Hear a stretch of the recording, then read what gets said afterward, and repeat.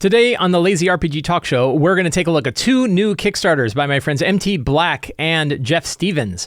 We're going to talk about an article that came out talking about what it was like running D&D on death row, and it shows how far this game can expand into the furthest corners of our society. I'm going to do a Patreon spotlight for an adventure called Tomb of the Red Headsman, and we're going to cover the remaining questions from the August 2023 Patreon Q&A, all today on the Lazy RPG Talk Show. I'm Mike Shea, your pal from Sly Flourish, here to talk about all things in RPGs. This show is brought to you by the patrons of Sly Flourish. Patrons get access to all kinds of exclusive material, including the Red Headsman adventure that we're going to talk about, but also exclusive adventures, the City of Arches sourcebook, Uncovered Secrets Volume 1 and 2, Patreon Q&A, and the dedicated Discord server, and a whole lot more. To the patrons of Sly Flourish, thank you so much for your outstanding support. We seem to be right in the middle of people running lots of Kickstarters. I've been covering many Kickstarters over the show, and we have two by two friends of mine, two designers that I greatly respect. The first of which is Old Town Saga by MT Black. MT Black has been really a tremendous, prolific author of small RPG products and small adventures, and he is doing so again with a book called Old Town Saga. This is an adventure in which the characters are matching wits with a notorious, elusive criminal. So looks really interesting. This falls into and is part of MT Black's whole Iskandar world, Iskandar setting. He has a fantastic Iskandar campaign guide, which you can pick up. You can pick it up as part of this Kickstarter. It's also available on DriveThruRPG. All of his products are very reasonably priced. And there's an Iskandar Player's Handbook, which is a full 5e Player's Handbook, because it includes the entire SRD of 5e in it as well. 572 pages. That includes an entire campaign guide that you need to run this game. So it's actually a full system on its own. It's standard 5e, so of course you can use your player's handbooks and all of the other 5e remaining, all of your 5e content, but it's its full system as well. And I think it's the cheapest one, other than the fact that the SRD is free. It's like $3 or something for like a player's handbook. It's really great. But Iskandar is really, really cool stuff. And I am always eager to see the adventures he's putting out. These small focused adventures. It's $6. The PDF is $6 on Kickstarter. Very cheap to get the PDF. You can get the physical book, which I guess you're actually going to have shipped to you. You get all the above plus a physical copy. So you are actually paying for the print copy as well. I think that seems cheap for $11. So it wouldn't necessarily surprise me if actually what you're getting is a print on demand version. And then there's print on demand rights to get it printed at print on demand. You're probably paying for shipping on top of it, but $11 is pretty cheap. And then there is the digital bundle, which has all of his stuff. So if you're the first time you've ever heard MT Black and his work and you want to get everything that he's got, you get a tremendous 10 different PDFs for $40. A very, very good price for a lot of products. Look at all the stuff you get for $25, $26 US. $39 Australian. So it's actually $25 for 11 different products, 1,400 pages of stuff. It's a good deal. Like that's almost like he's got a bundle of holding built into his Kickstarter. So if you're not familiar with the works of MT Black, really, really good stuff, really good adventures, and short, focused adventures, really, really fun. I highly recommend them. And this is a great way to get involved in both a new one that he's putting out, and also, if you're brand new to it, you can get into all of his existing works as well. So check out Old Town Saga by MT Black. My friend Jeff Stevens, who I worked with, Jeff and myself and Scott Gray put together the Stars Over Stormwreck adventure. I've been talking and working with Jeff. I think I've done some freelance work for Jeff in the past as well. I'm pretty sure I did some freelance work for Jeff in the past. And he has a new product called Weapons of Legend. This is a bigger Kickstarter for a bigger product. The digital reward for this is still only $10, and it is a book full of magic items, a book full of different magic items that you can drop into your game, including this one. I remember this one. I forget who designed it, but we were talking about this one, the mustache bow. So it's a little bow that you can turn into a little horn-rimmed mustache, and you can take it off and it extends into a bow and then shoot and put it back as a mustache. Like, what's his name? The detective with the little gray cells. There is a preview of this that you can pick up to take a look at the kinds of things that he's got. Yeah, Perot. That's who I was thinking of. Thank you, Perot. Gangrene. Hammer that rots you. They all have sort of different, one thing that's neat is they have sort of different progression that they have. They're not always just your standard run-of-the-mill magic item. They can grow. You can have different versions for different tiers. Here's Mustache, the bow. right? This one's probably going to grab everybody, right? It's a little bow that you can take out. Yeah, so there's common, uncommon, and rare versions of it, and a very rare, like a common, uncommon, rare, very rare, and legendary. So you can be like a +3 bow. In addition, you cast polymorph on yourself. That's pretty neat. So I would check it out. You can find a link in the show notes. Check out the free sample. See if it's the kind of stuff that you want. If you're looking for some new, fun magic items to drop into your game, magic items like spells and like monsters are one of those things that you can use in lots of different ways in your game. You could just pick one item and drop it in. But those are elements of 5th edition games that don't radically change your game. Unlike sort of subclasses or any new classes or any sort of new front-facing features that characters get. Spells, you would think, well, that changes characters too, but only the ones you give out. Like you could say like, hey, this book of spells, I'm only going to drop in these spells that I've picked out. But it's a good way, and magic items the same way. You can only drop one. You can take a look at it and say, yeah, that looks like a fun item. I'll drop that in, and then you can drop that in. Same with monsters. So I think magic items along with spells and monsters are really great ways to easily expand a 5th edition game from any publisher. It doesn't matter. Like you don't care that much that it's not in D&D Beyond or not, because you can kind of add a core, it's pretty easy to add a custom homebrew item into D&D Beyond for the one magic item that you picked up for your character. So it's pretty straightforward. So it looks like a really good product, very good design, really cool stuff. Jeff Stevens has published lots and lots of stuff, so he definitely knows what he's doing. So that is the Weapons of Legend Kickstarter by Jeff Stevens. 80 wondrous magic items for 5e. And cheap, $10. I think $10 for the digital version. There was an article that had been passed around on various forms of social media. My Mastodon feed got it. Some people brought it up on Discord, which is an article called D&D on Death Row. It was available in the New York Times, but there's actually a non-paywalled version through the Marshall Project. I highly recommend reading this article. And it's an article about inmates on death row who figured out how to play Dungeons and Dragons, that was their pastime and their way of sort of connecting with Dungeons and Dragons. It is a very hard article to read. However you feel about incarceration in America or the death penalty and things like that, this is definitely going to tag into all of those feelings on it. And there's, it's not an easy article to read. But what I found really interesting about it, and something that I think we can always think about, is just how far this hobby can reach into like literally the darkest corners of our society. Right? The areas of our society that we pay the least amount of attention to, where we really are not thinking about the people that are there. They're very dehumanizing situations in general. And yet people still have figured out a way to make this hobby that we love a way for them to escape whatever situation that they're in. Really interesting article, and I definitely recommend it. And it's something that I think a lot about. I have talked on this show before about the resilience of our RPG, the resilience of D&D, and how, so many other hobbies that we have could fall away with everything from as small as one publisher buying out another publisher and deciding to no longer publish that game. Not an RPG, but like imagine that whatever your favorite computer game is, or whatever your favorite massive online game is, or whatever, Destiny, right? Destiny is actually pretty popular, but you could have a smaller game that's like Destiny, and the company would be like, yeah, we don't want to do that anymore. And now you can't play the game anymore. Or you had a game you really loved, but they've never moved it from one console to another. They never moved it from one system to another. Now you don't really have a way to go back and play it, and it's kind of dead, right? The game's kind of dead. You can't really play it.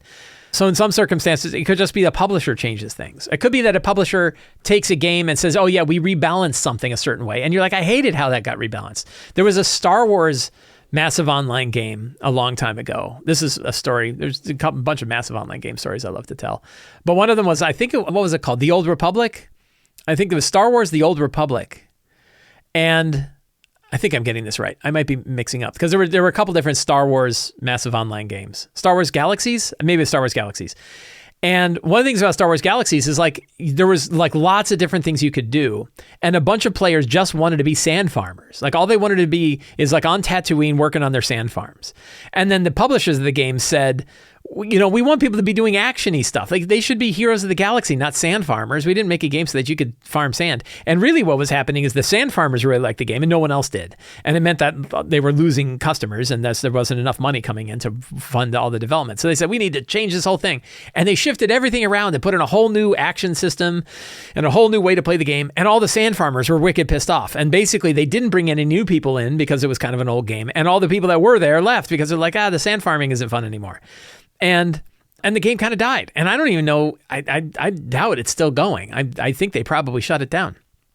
And that's one where, like, you think about the resilience of an RPG, that if you and your friends are playing a game around a table, someone can't come in. Like, even though Wizards of the Coast is doing a whole lot of stuff to make the 2024 revision, I guarantee you, I am 99.999% sure there are groups who are going to still play with the 2014 rules because they're going to like them better. Because they're going to have 2014 player handbooks. They're all over the place. There's I'm making up a number.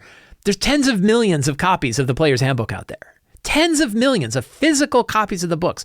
Those books are not going away. They're going to be in libraries. They're going to be in schools. They're going to be in, bargain bins. They're going to be all over the place. They're going to be in everybody's library, not everybody, many, many people's libraries that other people are going to inherit. Those books are going to be around forever. And 5th edition, the 2014 version of 5th edition was the most popular version of 5th edition, most popular version of D&D ever. And maybe the most popular ever. We don't know how popular the next one's going to be because you can still play the old one. Just because Wizards of the Coast is going and changing things in 2024 doesn't mean the 2014 rules change. It doesn't mean that you have to play with anything. It means you can continue to play with it. So on one side, you have the publisher can't really do that much harm to the old version. And then you go to the real extremes. I talk about, like, RPGs, physical RPGs, can survive a nuclear war. There are so few games that can survive a nuclear war, but D&D is one of those. And then you think about this, and you're like, D&D is one of the only hobbies and only games that can reach people in death row. And in this case, like, they talk about how they played D&D on death row. They don't have dice. They can't use dice. Dice are illegal, right? So they have little spinner cards that they use. And sometimes the spinner cards get destroyed and you don't really have, you have to make a new one. You have to make these new things. Sometimes their stuff gets confiscated and they have to start from scratch. But so much of this game exists in our imagination that even when they lose their materials, even when they can't get access to basic materials to run the game, they can still find a way to run a game. And that is a really interesting and powerful concept for this game. One thing that this really fired up, and my wife and I talked about, we are in no position to be able to help with this, but one thing I would love to see is a group that tries to do outreach to people in incarceration, to prisoners that are out there, who not necessarily ones that are on death row, although we try to want to help everybody we can. But there's the United States has the highest incarceration rate of any country in the world. It'd be really nice if we could figure out a way to give them D&D materials that they could use. I have no idea what that is. It would take somebody who's been in the inside to figure out what kind of materials and how it could be given to them. But I listened to a Planet Money podcast where they talked about a guy who went to jail, and while he was in jail, he wrote, I think it was like every day he wrote a new business idea, right? Like his thing was like, I want to start a business when I get out of here. And when he got out, the area of business that he found that was really, where he could really offer a valuable service was in getting pictures to prisoners of family members. And he said in this case, it was a burden for the family members more than it was a burden for the prisoners because of like super high costs and inconsistency and everything else. And he found and created a service and got venture capital money to set up a service to help family members get photographs of themselves to prisoners so that they could see their families, so that they could see their friends, so that they had some connection to the outside world. And, and the reason he was able to do it is because he knew how the system worked from the inside. He knew what the problems were and he was able to figure it out. It would be really interesting if there were ways to figure out how to help prisoners get more access to RPG materials. I would be very interested. If you know anything about that, if you've heard of services like that, I'd love to hear about it. You can leave me a comment. You can send me an email. You can let me know some other way. But this article really moved me because it did show how this, and again, it's a hard read. I will warn you, it is a hard read, but it is a really interesting path. It's really interesting to see how this hobby we have can reach so many people in so many different parts of the world, in so many different circumstances. So I found it really interesting. There is a link to this article. It's called When Wizards and Orcs Came to Death Row. It was done as a joint connection between the New York Times and the Marshall Project. The article I'll link to is on the Marshall Project because it doesn't have a paywall, and you can find a link in the show notes. One of the things I'd like to do on the talk show is look at different things that are available to Sly Flourish patrons. Again, you can become a patron by following a link in the show notes, patreon.com/Sly Flourish. You can also find it on the Sly Flourish homepage. But I want to show you the wealth of different stuff that we have available to patrons. And the one thing I would like to show today is an adventure called Tomb of the Red Headsman. This was one of the few times I did not run Ravenloft for Halloween. We were kind of interested in let's run something else other than Halloween. It is one of the few adventures that is not part of Ruins of the Grendelroot that is set in Grendelroot. That it is a further Grendelroot adventure. So if you enjoy your Ruins of the Grendelroot adventures, this is my book of 10 adventures set in an ancient mountain. This is a good additional adventure that you can add into your Grendelroot game. It is an adventure for third level characters because I really love third level as a great way to run one-shot games. I think that if you're playing with experienced players and you want to run a one-shot game, third level is the perfect level. They are just powerful enough to have a really interesting depth of characters. You get subclasses, you get access to, first and second level spells. Characters feel really enabled at third level, but they're not so powerful that they're just blowing everything away and you have to write entire adventures around all the weird capabilities that they have. It's still pretty easy to challenge third level characters, but also they have a lot of ideals. So I really feel that third level is a fantastic level for running one shots. You'll find that I've written a lot of adventures around third level. So very straightforward, and much like the other Grendelroot adventures, it begins in Deep Delver's Enclave, which is this really nice, happy location where adventurers and explorers have built a really fun society that's in the middle of this mountain that's filled with all this adventurous stuff.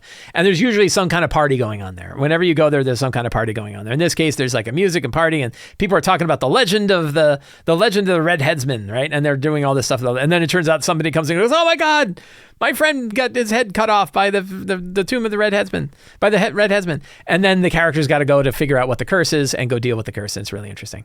So it's a very short adventure, 7 pages long, designed to be easily run. If you're familiar with the adventures from Ruins of the Grendelroot, it follows that style very much. It's a location-based adventure. I'm a huge fan of location-based adventures where the characters can go and explore. It uses a multi-level Dyson map with like a big hole in the center so you can kind of go and explore all your different locations and deal with the creatures that are there, but also uncover the secret of the curse of the Red Headsman, and then at the same time have lots of fun adventures.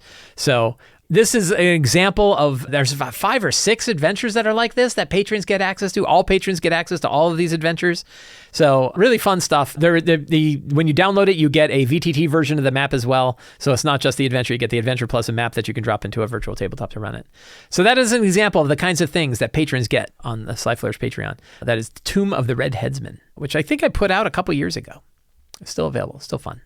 Let us carve through the remainder of our August 2023 Patreon Q&A. Every month on the Sly Flourish Patreon, patrons get to ask any RPG-related question that they want to ask. I answer all of them every Friday morning. I cover all of the questions that are currently asked, and then some of those questions make it to shows like this. Sometimes they actually become the catalyst for an article or for a separate video. Ben H. says, I recently ran a couple of Call of Cthulhu sessions and had some struggle applying the Lazy DM prep rules to it. Do you have any tips on preparing for a more investigation-based game? Possibly upping the amount of secrets and clues, maybe reformatting them could help, but any other tips would be appreciated. I'm wired enough around the 8 steps from return that unless an RPG tells me to prep differently, I almost always default to this, because most of what they call I've now heard it referred to as trad F20. Talk about like nomenclature, which I think is traditional fantasy D20 games. With like D&D or other ones, 13th Age, D&D, Pathfinder, right? I feel like the 8 steps is one model that can work.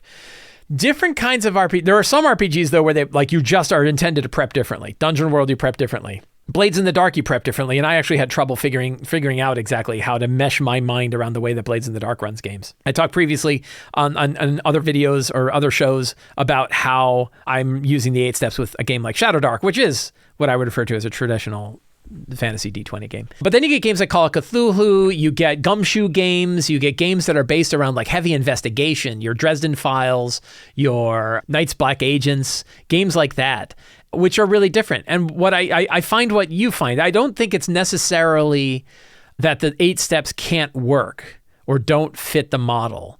But there's definitely a further reinforcement about what the steps are and how much time you spend on certain steps. The big example is like in investigation games, as much as we have a focus on secrets and clues in even a traditional fantasy D20 game, we also need even more secrets for a game that's investigation based. And that's because most of that game is going to be that investigation, and most of the back and forth between players and the GM are the discovery of those clues. And you don't typically have long rounds of combat, where a traditional fantasy D20 game, you're going to spend maybe a third to half to maybe even more of your time running the mechanics of combat, which means you don't need that many secrets because they can only discover so much in a 3-4 hour session. But they could discover a lot more in a Call of Cthulhu game. Now, some of the other elements, though, I think still fit. You still want to have a strong start. You still want to know where the game is going to begin and how you're going to draw the players in the game. That makes sense. Almost any RPG where you have a GM and players, you're going to want to have what's that start. Reviewing the characters, maybe, but a lot of times these games are one-shots, and as I've talked about in other articles and other shows where you don't necessarily need all the 8 steps. If you don't know who your characters are, you can't spend time focusing on them. But maybe you can, and if you do, it'd probably still be worth doing. If you were running a Call of Cthulhu game where the characters are consistent between sessions, anytime the characters are consistent between sessions, I think it behooves a GM to spend a little time remembering who the characters are, because I think in pretty much every role-playing game that has a GM and players, the characters are still the focus of the game because those are actual real players sitting around your table. Everything else is just fake. Scenes, maybe, and I think you could definitely follow the scenes in procedural games and investigation games, where they're going to go, who they're going to investigate. Those usually aren't too open-ended. There are usually key breaks between scenes, and the scenes help you with that. Secrets and clues we've been talking about. Maybe you want to have more secrets, absolutely. Maybe you want to group those secrets into different groups so that you have certain secrets they discover around different topics. You could definitely do that. If you have 20 secrets instead of 10, you might want to group those up somehow. Locations are still pretty prevalent. You're going to want to have locations. NPCs are pretty prevalent. You're going to want to have NPCs. Monsters, maybe, and in Call of Cthulhu game, there are definitely monsters, and maybe you want to have an idea who those monsters are, but maybe you're treating them more like NPCs and less like stat blocks. Treasure, again, it could be items or MacGuffins or things like that. It doesn't necessarily need to be loot. It could be items that matter, and that idea of like the moving MacGuffin. What's the item that is key to understanding the game or moving the game forward that might be moving from place to place? You might want to spend attention on that. The reason why that I've kind of come to those 8 steps, and again, this is by talking to lots of GMs, playing lots of games. This is coming from lots of different areas. This isn't just like I sat down in an empty room and came up with the 8 steps. I did a lot of study to figure out what the right 8 steps were and which ones made the most sense. And it's because the games tend to have those in it. They tend to have all of those components in it. And so I think that they still work even when you're running a Call of Cthulhu game. But like you mentioned, you probably want to have more focus on the things that you're going to have to spend more time on in the game, like secrets and clues, like NPCs, maybe your scenes. So this is something when I was reading Robin Laws's book, which I just reviewed on a previous episode, really excellent book. And he talked about the breakdown of mysteries. And one of the things he brought up about mysteries is that you're sort of prepping 2 layers of events. You're prepping whatever events occurred in the past that the characters are going to discover, along with prepping the path that the characters are going to take to find that discovery. And so if you're running a mystery, and a lot of Call of Cthulhu games are kind of like mysteries, right? Gumshoe games and percentile unders investigative games, a lot of them are kind of mystery based, and you kind of want to have a layout and a history of what happened in the past. So maybe your scenes are broken up into 2 groups: past scenes that have already occurred, which then kind of lead to the secrets and clues of what's occurred in the past, and present scenes and future scenes. What are the things that are going to happen as the characters are investigating it? So that might take more work.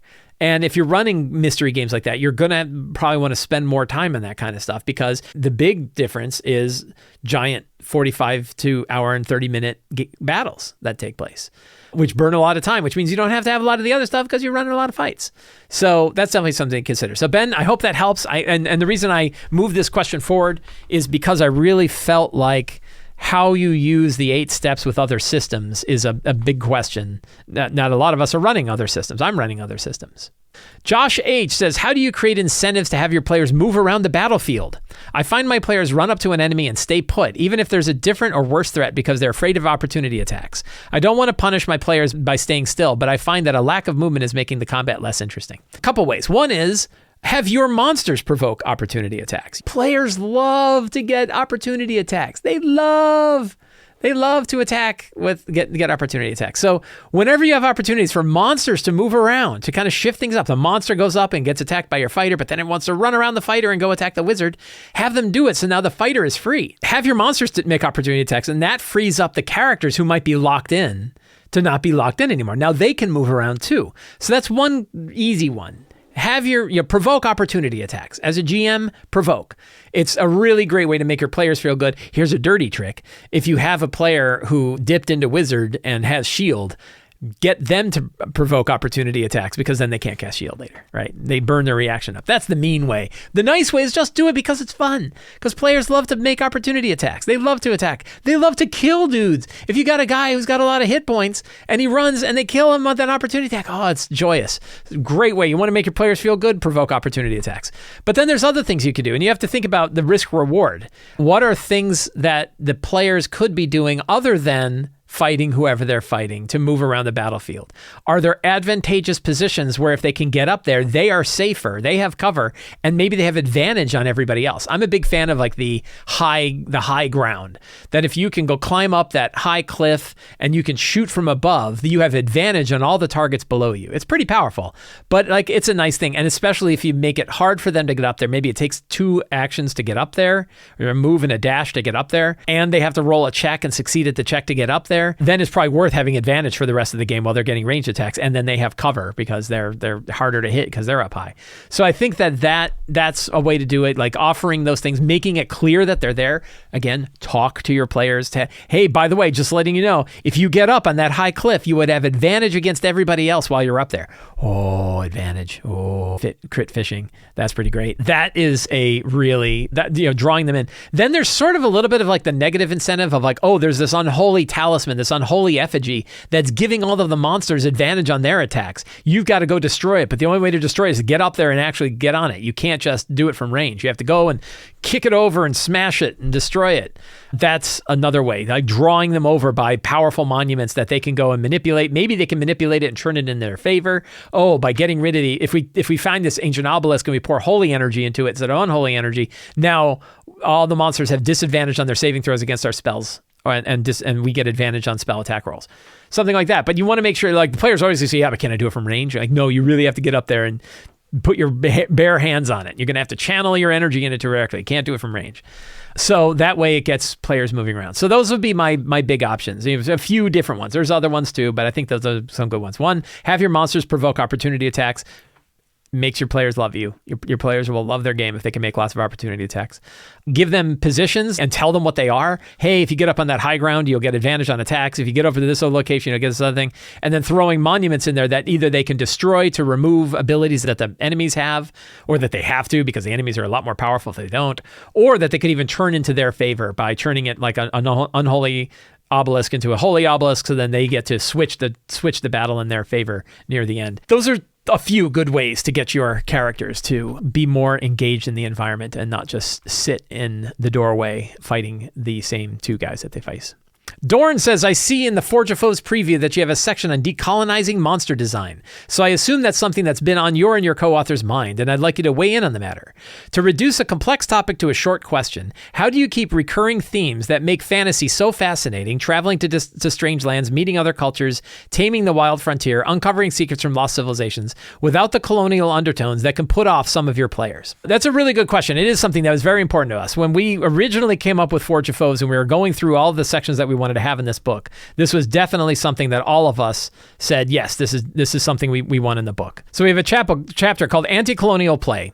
And the most important thing that I want to get across with this is not only does understanding what these issues are and how can we affect them in our game make us more open to the world around us and recognizing things like bioessentialism or colonialization or these other areas that honestly in the world of tabletop or role-playing games we hadn't been paying attention to for like 40 years, and now we're paying more attention to it, and for the better. It makes our game better. The games are more fun. The games are more interesting. And there's actually good examples of how this has played out in old games that made those games more interesting. An example was when you actually negotiated with and dealt with an entire society of undead. I think it was in the game Planescape Torment. There's a whole interesting thing there. Another one, a good cheat, like if you want to just like, I don't really get it, but like, I don't know how to do this kind of stuff, is take a look at the Eberron sourcebook. The Eberron sourcebook, and a lot of other modern sourcebooks too. The Critical Role sourcebooks do this as well. The Tal'Darai Reborn book does this, but Eberron's the one I'm most familiar with. And Eberron took a lot of kind of traditional bioessentialist ideas like all goblins are black-hearted little thieves and all orcs are warmongering jerks, and said, no, goblins actually had an empire that was more powerful and more progressive than the existing human empires that exist today. And the orcs saved the world from the Daleker. The orc shaman saved the world from the Daleker centuries ago. So there's lots of ideas in Eberron that kind of take these sort of traditional bioessentialist ideas that have been kind of a core to D&D for a long time and turn them on their head. And regardless of how you feel about it, it makes the game better. The games are more fun. They're more interesting. There's more things to learn. You're going, wow, that's really neat. So this stuff isn't just to make us better people, which is very important, right? And you have a wider view of the world around us and recognizing some of the harm that we've been causing without even thinking about it. But it also makes our games better. That's a real key, and that's something we reinforced in this idea. So we have this whole chapter that kind of talks about all of these different ones. Colonialism is the idea of like, we're more advanced than everybody else, so we're going to go in and we're going to show you all this advanced stuff, and we're just going to raid all of your stuff and stick it in ours or sell it or destroy it or whatever.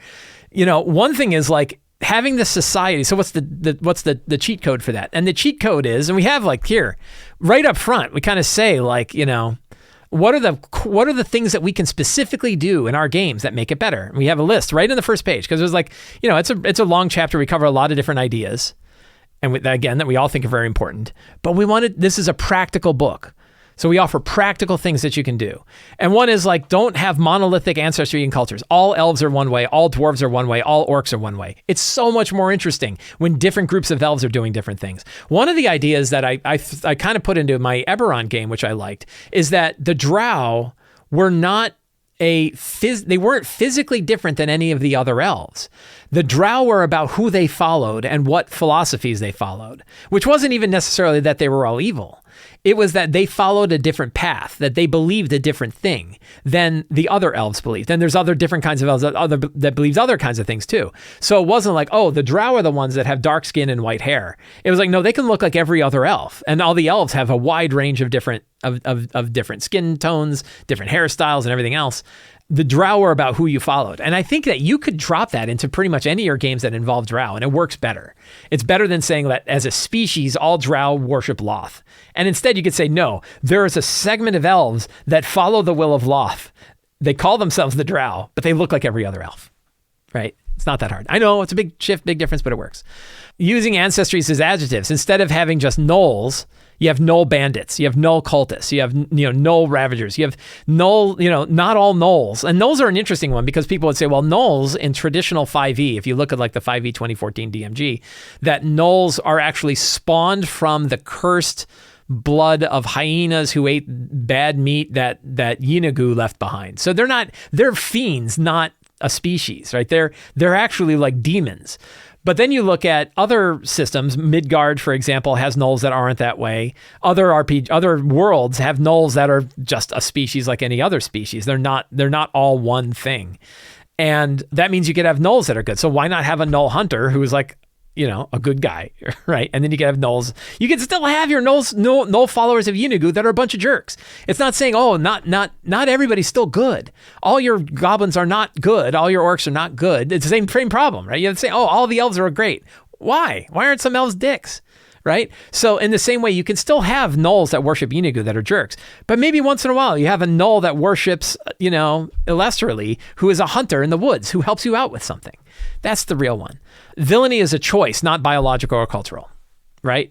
The reason why they do the things they do is because of choices that they made or groups that they follow or gods that they worship. It's not built into their blood, right? That's a common problem. The perception that civilization exists as a single viewpoint, that there are settled lands, there are civilized lands and uncivilized lands. The idea that the people that live in yurts and hunt all the time, that they're uncivilized, they're barbaric, they don't have outdoor plumbing, so therefore they're uncivilized. That's a trap to avoid. And again, it makes richer cultures when you're doing it otherwise. Move away from the trope of the heroic characters as the saviors of lesser folk. So this is tricky. It's tricky when you're doing something like a Seven Samurai one, where you have a bunch of villagers that are getting attacked by bandits. And if you watch Seven Samurai, they do a couple interesting things. There is a little bit of like the villagers are sort of dolts and the samurai are the big tough ones. But then every so often you see the villagers and they're conducting like their harvesting rituals or their harvesting songs. And they have this whole sort of approach. And the samurai are like, wow, we're not part of this. We don't have families. We don't have any of the stuff that they have here. And all this culture that these villagers have is completely alien to us. We don't have anything like that. So showing what the villagers are good at and better at than everybody else, and that they can be just as smart and just as powerful what they do. They just don't have a way to handle bandits. And that's why they need you to come help handle their bandits, right? That gets away from the idea that you have heroes and then lesser folks. Make use of cultural inspiration from reliable sources and aim the centering of other cultures and perspectives from a position of respect. Again, that same sort of idea that you don't make the assumption that, that society comes from one single viewpoint and that many times the oppressed have just as rich a society as the oppressors do.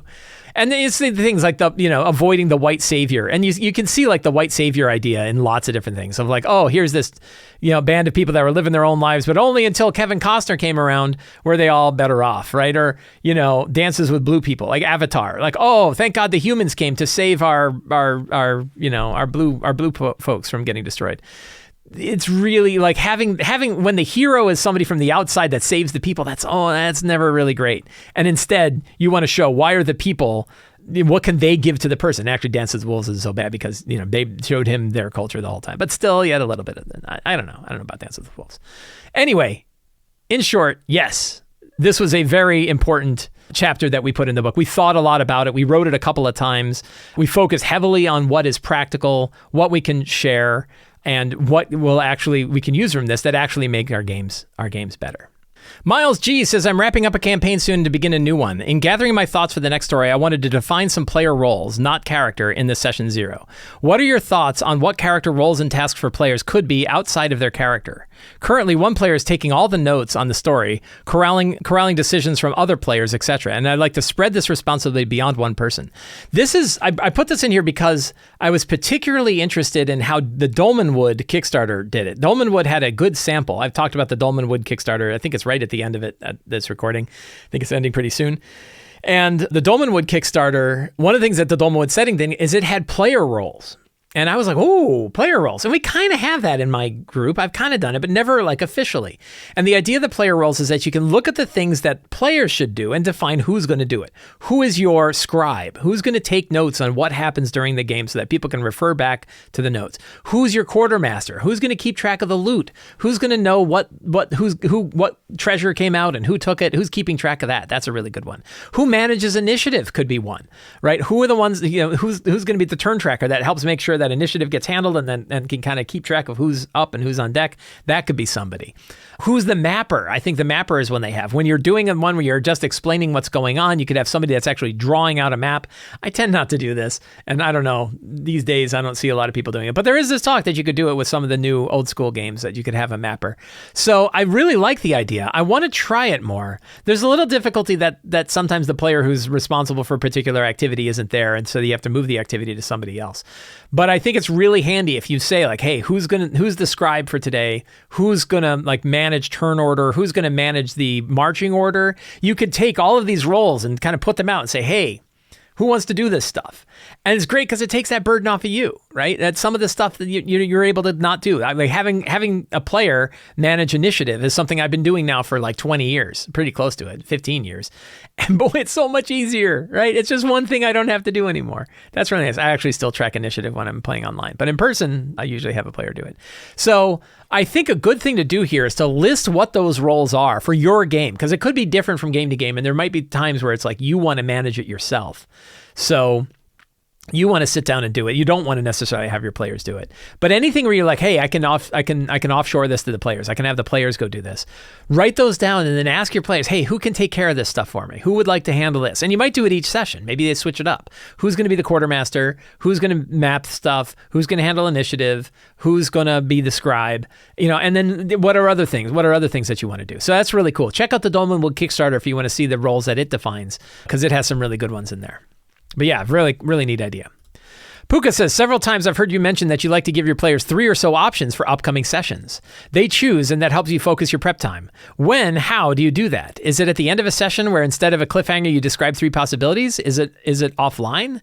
Good question. I actually was just talking about this when I was prepping for my Shadow Dark game today. And the answer is, yeah, you want to do it close to the end, right? You want to be close to the end. And what you might do, there's a few ways to do it. One is, because I don't always end on a cliffhanger. Sometimes I end when they go back to town and they're getting ready to do whatever they're going to do in town. In that case, I will kind of interrupt things and say, okay, you still have some opportunity to spend some time in town, but I would like to know the general area where you're thinking of going next. These are the 3 options. Which one do you want to pick? I did that for my game on Friday, for example.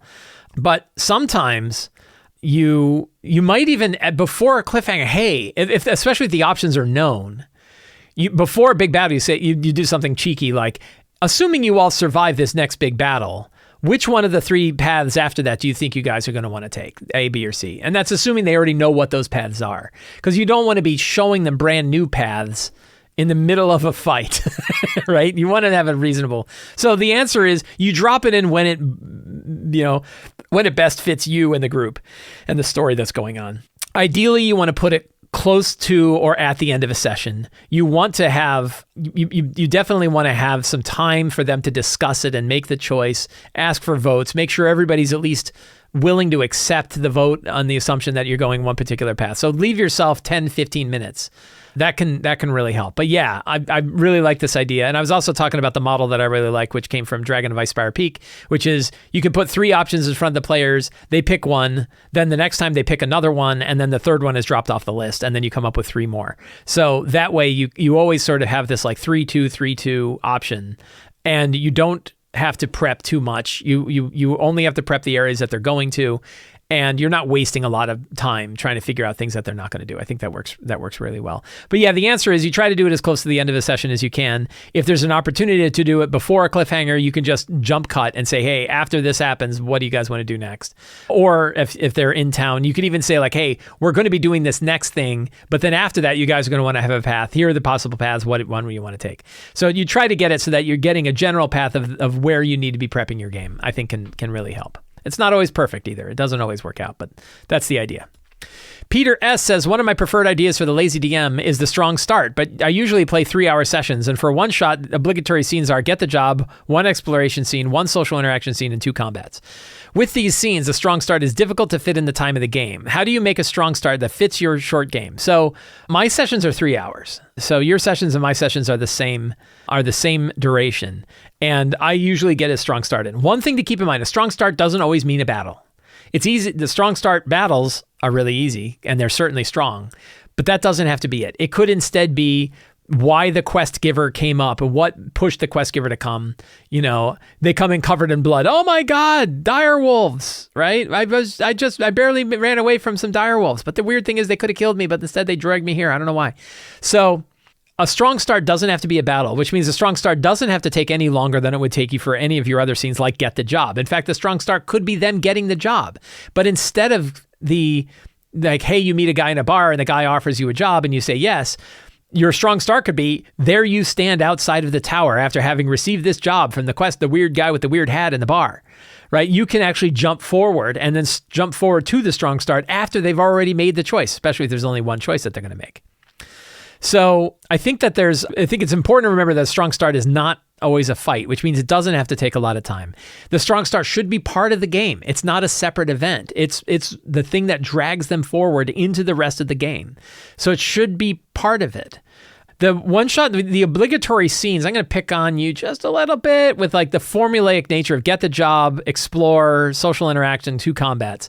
Building the situation out can be a little bit better than that. That sometimes you don't worry too much about how many battles, how much exploration, how much social interaction. You offer the opportunities for all of those things, or you have the ingredients for all of those things for your game, but you don't necessarily know that that's exactly how it's going to play out.